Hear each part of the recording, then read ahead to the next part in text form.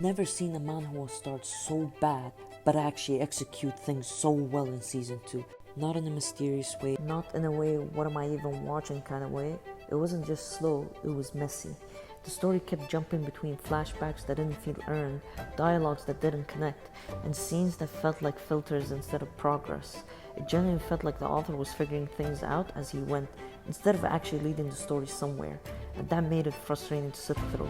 At one point, I was this close to dropping it, because here's the hard truth.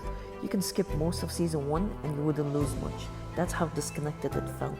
The pacing all over the place, the tone constantly shifting, and instead of building intrigue, it just created confusion. It didn't feel like a story hiding from something from you. It felt like it didn't know what it wanted to show you yet, but somehow that's exactly what makes season 2 hit the way it does. Because when the story finally locks in, you feel it immediately. It feels like watching someone stumble around in the dark and then suddenly flipping the switch.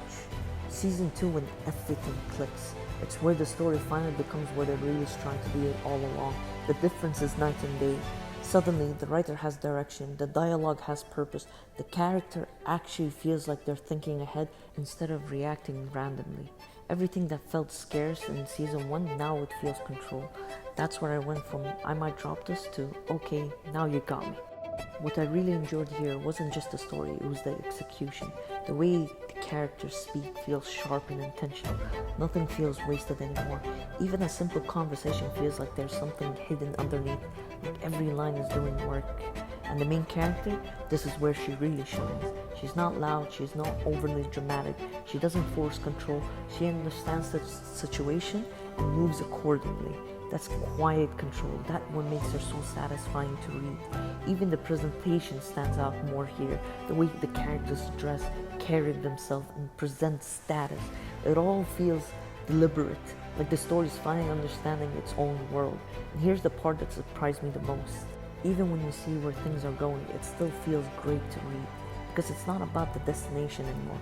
It's how cleanly the story gets there. Season 2 just doesn't improve, it redeems that entire experience. It takes everything messy, confused, and unfocused from season 1 and turns it into something sharp and controlled, and actually quite enjoyable to follow.